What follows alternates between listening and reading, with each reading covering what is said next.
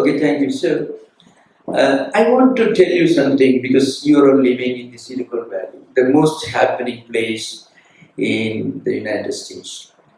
We used to celebrate National Youth Day, January 12th. And on a few occasions, the San Francisco Consulate arranged programs. They brought young Indian entrepreneurs. And I was supposed to talk to them. And once I told them, look here, you have come to this country, that's very fine. And I'm told that there is a visa temple in Hyderabad where people go and pray to the deity to get visa clear. Now, that actually speaks volumes about the American dream, but I used to tell them you should also have an Indian dream. An Indian dream that you should try to realize in India. How do we do this? We have some very big programs in some of our retreat centers, more than 1,200 Americans gather, some main retreat memorial event.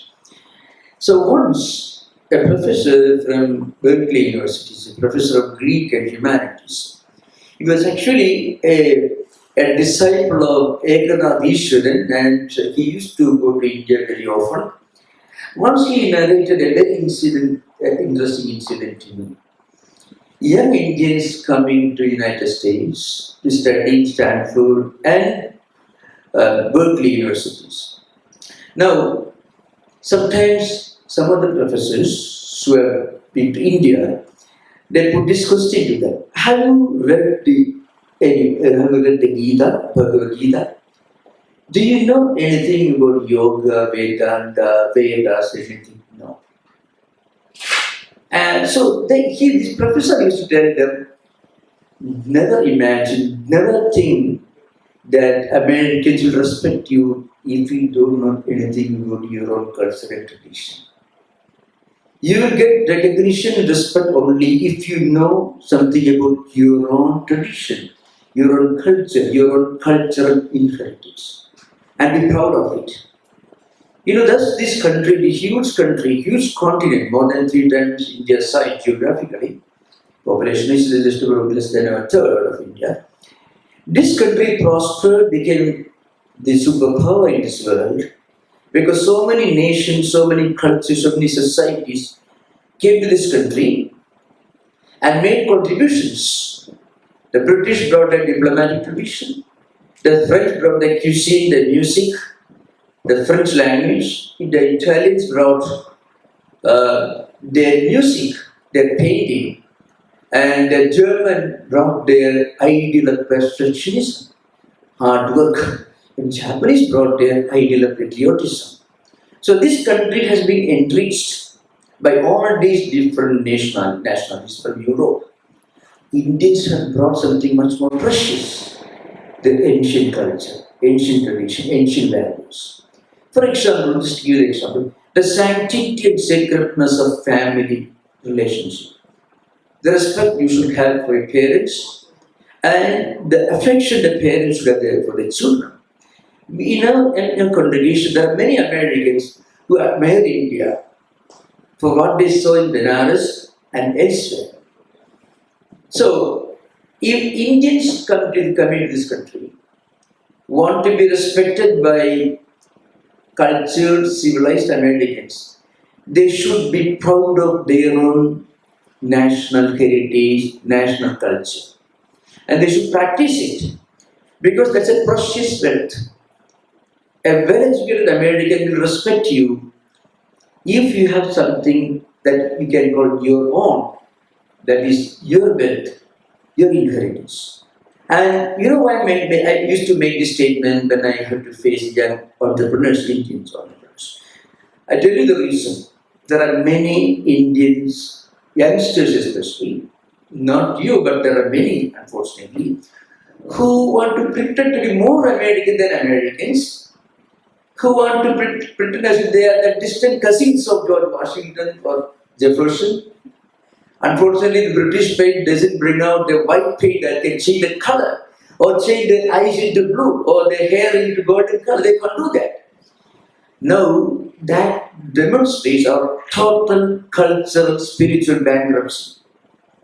So what I mean to say, there are many wonderful Americans, academics, scholars, spiritually enlightened people who accept values, teachings from all over the world.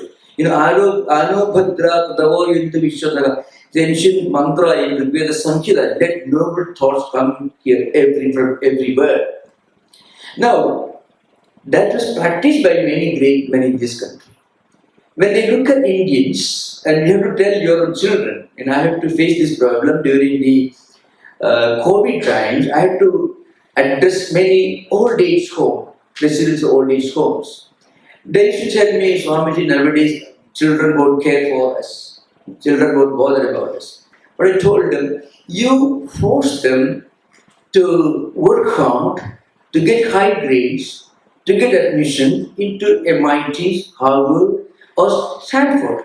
But you never taught them Matu Devo Bhava, Pitu Devo Bhava, Acharya Devo Bhava, Aditi Devo Bhava. You never taught them.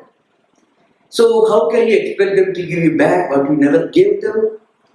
So parents, when they pursue, when they force their children to get higher grades in examinations in universities, they should also tell them something about their own traditional culture and its unique spiritual inheritance, spiritual heritage.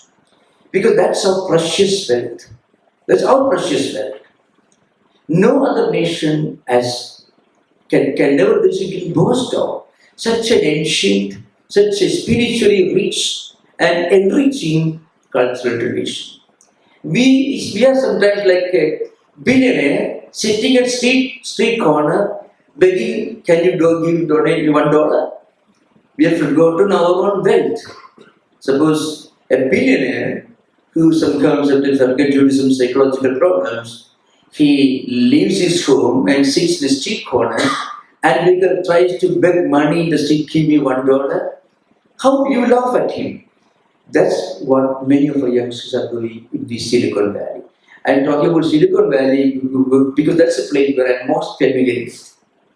So, when we make progress in our professional careers, information technology, artificial intelligence, working in different companies, absolutely wonderful. You're enriching, you're contributing to American culture. They recognize and respect you for that. But there's something much more precious that you can bring to this country, that is your own cultural heritage. Actually, these programs like teaching the Upanishads will be one way of reminding our people, especially the new generation, with the tremendous richness of their own heritage, the huge cultural bank balance that they have put in, their ancestors have put in their name in the bank, which they forget and they lead a purpose. So this is something very important. So, and what we need to do, it doesn't mean that we should study the Vedas, Panini, Katyayana, and then live in the ancient time. We cannot go back to the bull of cart age. Absolutely no, impossible. But what we should do, we should try to harmonize, blend together the best of the East and the best of the West. See the efficiency, the system that is so free from this bureaucratic red tape that you find in this country. Everything you go to government office, things work very smoothly. Unfortunately, unlike India. So, in terms of modern work ethic, running an organization, running an institution, doing business, innovation is a unique characteristic of the American dream. America defeated Japan in the race for information technology because America has the unique gift of innovation. During the early phase of after Second World War, Japan made great progress in electronics. Later they lost the battle because America won. Why? Because any person can start a new project and people will support you. This innovation, this modern approach, which makes a society, a nation strong and vigorous. Without this, we won't be able to preserve our ancient culture. So, in order to preserve our ancient culture, we need modern technology. We need modern organizational skills, organizational methods, efficiency, dynamism, innovation, all that we need. For what? To preserve our ancient culture. So antiquity and modernity should come together.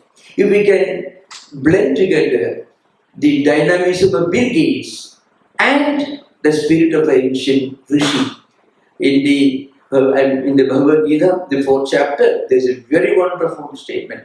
Imam Vyavasade Yogam Proktavan Ahamavya Vyavaswan Manave Praha Manu Vikshagavya Pravi Evam Parampara Praktam Imam Rajashriya Vidu Sakarena Iha Mahata Yogo Nashta Parantama. Rajashi Rajanasa Srecha Rajashriya Shankaracharya says. I think Shankaracharya is actually one of the unimportant speakers perhaps. He expands the idea. Rajattum Aishwarya Sampatti Rishittum Tasyaha Sukshmartha Darsana Shamattum. Rajattum corresponds the status of a king or kingship. It corresponds to wealth, dynamism, energy that you find in a Warren Buffett or Bill Gates or some of the great Indian CEOs you find, or also in India you find. The efficiency, modernity, modern approach, innovation, all these represent Rajattu, Aishwarya Sampatti, which leads to Dharmartha and Kama, the first three. But then, Rishitvam Tasyaha Sukshmartha Darsana Kshamatvam.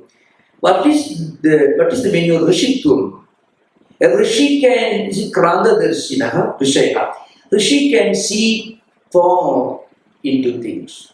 A Rishi, a sage, can see where material progress stops. So, the limitation of Rajatvam, Aishwarya Sampatti, that can be properly understood only by a Rishi. So, if you can combine the far-sightedness, the spiritual far-sightedness of the Rishi and the dynamism of a king, that is Adarshya. In fact, Vivekananda once made the statement, what we need today is a harmonious combination of the best elements of Western culture. The Swamiji gives a long list. It doesn't talk about innovation, which is not started at the time, but organizational skills, efficiency, hard work, leadership skills, all these qualities, and a proper understanding of our own spiritual inheritance culture. So if we can combine these two, then we'll be able to preserve, strengthen, and enrich, and make sure that our culture will be eternal. It is really Sanatana. Sanatanam Karotidi Sanatana. It actually Sanatanascha, so Dharmascha Sanatana. There are two ways of. There are more than two ways to Bhagavurihi and Tattvarush. I'm going to go to the grammatical thing. So the point is, we can really make our Dharma Sanatana eternal when we can combine these two aspects, especially the young generation who has come to Silicon Valley, and I would have been much more happy if we could see large number of youngsters, brilliant, new minds, new generation who will guarantee the success and the preservation of the sacred trust, sacred spiritual cultural inheritance that we belong to. That's our wealth, that is our heritage. So thank you. I'm very happy. I feel very much honored, and especially I knew Swamiji for quite a long time, and I've been to Chidananda Guruji's ashrama during his early phases when I was myself. I was the editor of a vernacular Malayalam journal for 14 years and 7 months. So for me, it's a great joy, and it's a refreshing experience to be seated here with Siddhartha Guruji. Thank you, Namaskar. Thank you.